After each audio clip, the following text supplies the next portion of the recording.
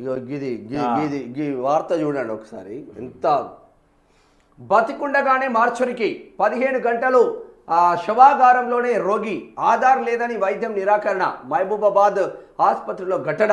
బొబ్బొబ్బొబ్బొబ్బా, అతడికి ఏ ఆధారం లేదు. కాళ్ళ నొప్పులు, మూత్రపిండాల వ్యాధి పీడిస్తున్నాయి.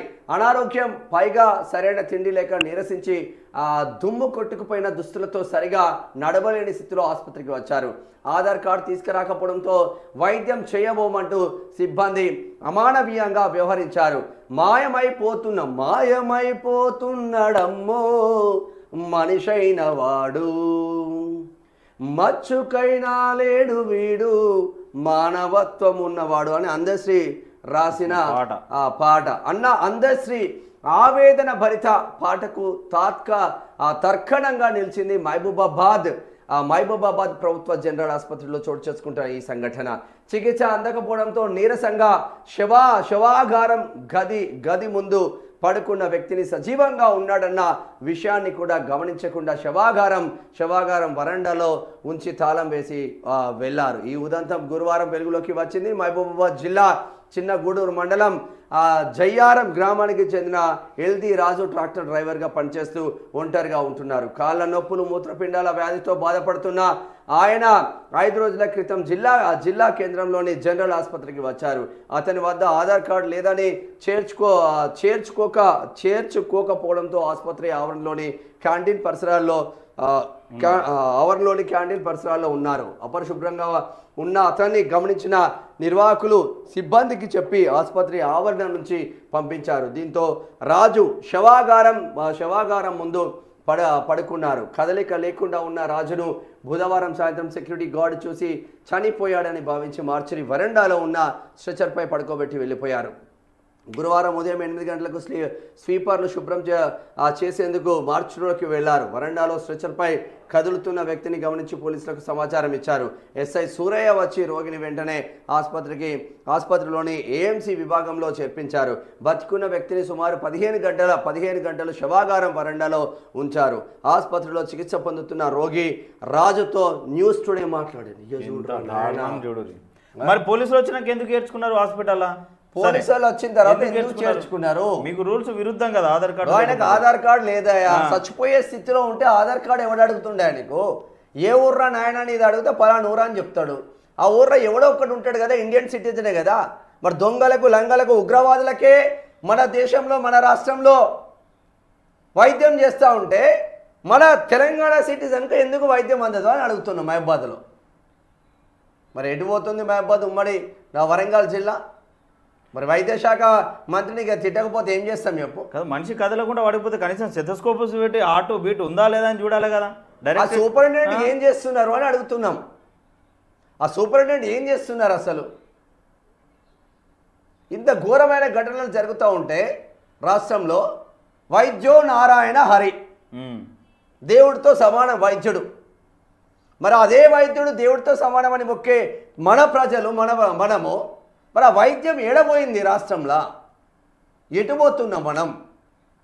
అసలు దీంతో పూర్తి స్థాయిలో ఒకసారి మనం తెలుసుకునే ప్రయత్నం చేద్దాం. మా స్టాఫ్ రిపోర్టర్ అందుబాటులో ఉన్నాడు మనకు.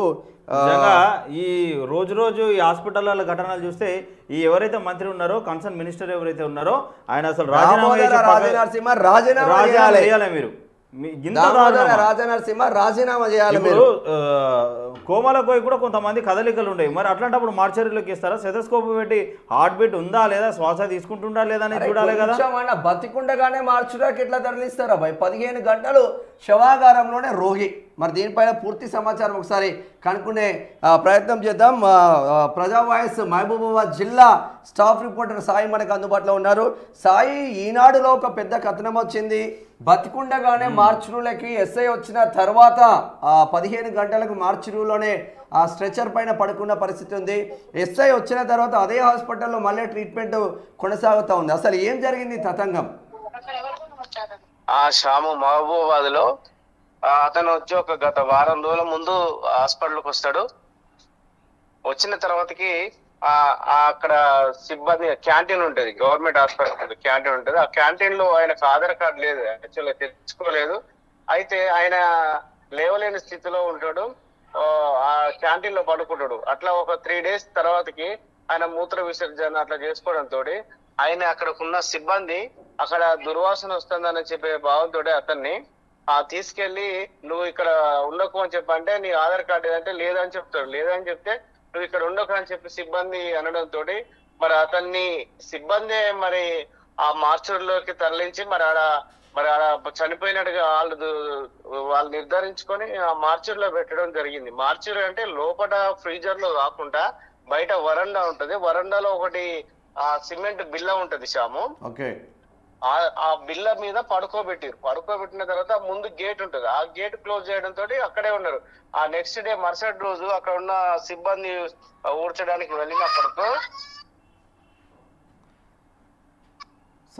సిబ్బంది వెళ్ళడం తోటి అక్కడ చూస్తుంటే కదిలిస్తుంటే అతను కదిలికలు కనబడడం తోటి అక్కడ ఉన్న ఎవరైతే సూపర్వైజర్ ఉంటాడో ఆ రాజు అనే సూపర్వైజర్ ఉంటాడో రాజు చెప్పడం తోటి రాజు వెంబటే తీసుకెళ్లి అక్కడ ఉన్న ఆ కానిస్టేబుల్ చూడడం వెంబటే తీసుకుపోయి మళ్ళీ అడ్మిట్ చేసి ట్రీట్మెంట్ చేయడం జరిగింది. సూపరింటెండెంట్ తో ఏమన్నా మాట్లాడే ప్రయత్నం చేసిందా సాయి?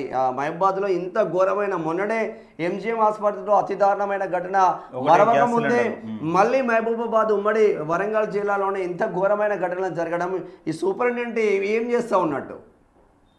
సూపరింటెండెంట్ శ్రీనివాసులు ఆయన వరంగల్ నివాసి.